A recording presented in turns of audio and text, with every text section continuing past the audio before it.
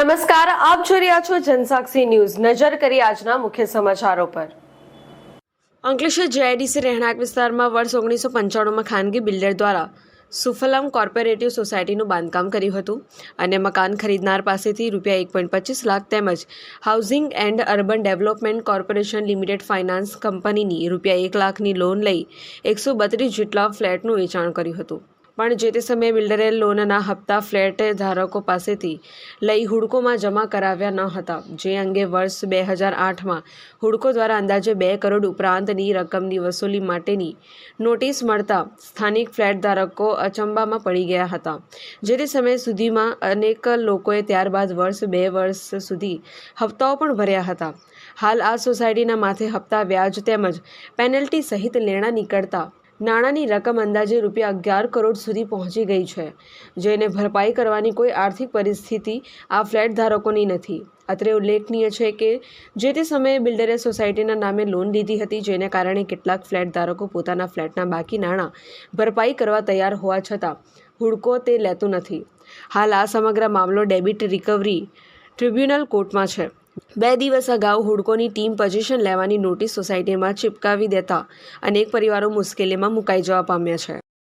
ચાલો, અમે ગરીબ પરિવાર છીએ, બધા અમે ફેમિલી સાથે રહીએ છીએ, તો અમે કઈ રીતે એડજસ્ટ કરીએ? ત્યાં તાત્કાલિક મકાનનું કયો છે, તો આ રીતે પરિસ્થિતિ અમારી જોવો તો ખરી। અમે બધા ગરીબ જ છીએ, કોઈ ઓલા નથી। આમાં કઈ રીતે અમે જઈએ? અમે હુડકો વાળા હમણાં જ ખાલી કરી દો, અમે ક્યાં જઈશું બધાય? આ માણસ માટે કંઈક તો જોઈએ, જે થશે જેટલું અમારાથી એટલું અમે કરશું। ના નથી, પણ તાત્કાલિક કઈ રીતે અમે જઈ? કયો અમને કઈક નિર્ણય આપો કે આટલા ટાઈમમાં હવે તાત્કાલિક સીલ મારવા તમારે જવું ક્યાં? નાના નાના બાળકો છે બધા, અત્યારે કઈ સોલ્યુશન આપો અમને, એટલે અમને સમજ પડે બધી। સમય તો આપો જ, સમય આપો, કેમ કે આવું તાત્કાલિક નિર્ણય 132 ઘરના ખાલી કરીને ક્યાં જાય?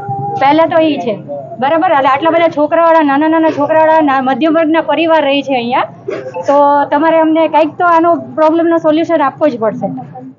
સુફલમ કોઓપરેટિવ હાઉસિંગ સોસાયટી જે 1995માં હુડકો ફાઇનાન્સ કરેલું અને બિલ્ડર દ્વારા આ સોસાયટી બનાવવામાં આવેલી, જે સોસાયટીમાં બિલ્ડરને મેમ્બરોએ પૈસા ભરેલા અને તે દરમિયાન બિલ્ડરે હુડકોમાં પૈસા જમા ન કરાવેલ, તે બાબતે આ કેસની મેટર ડીઆરટીમાં ગયેલી।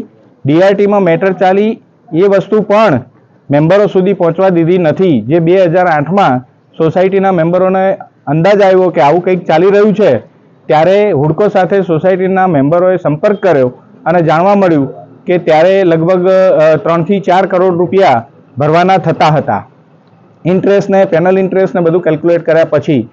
ત્યારે એ મેટરને આગળ વધારી અને અમે રજૂઆત કરેલી કે અમને ઓટીએસ સ્કીમનો લાભ આપવામાં આવે, મેમ્બરો પૈસા ભરવા માટે તૈયાર છે।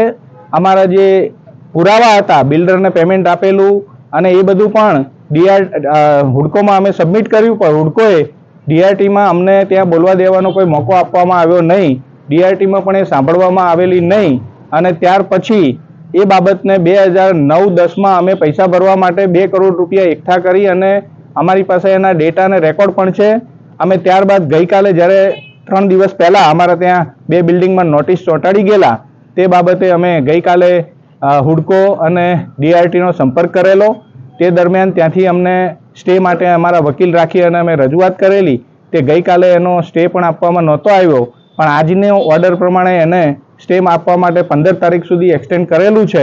તે બાબતે અમારી રજૂઆત છે, સરકારશ્રીને પણ રજૂઆત છે કે જ્યારે સરકાર ઘરનું ઘર કરવા માટે જો પબ્લિકને મદદ કરી શકે તો આ 1 કરોડ ને 60 લાખ રૂપિયા કોઈ મોટી એમાઉન્ટ સરકાર માટે નથી। પ્રિન્સિપલ એમાઉન્ટ અને નોમિનલ એમાઉન્ટ એમાં ભરવા માટે સોસાયટીના રહીશો તૈયાર છે।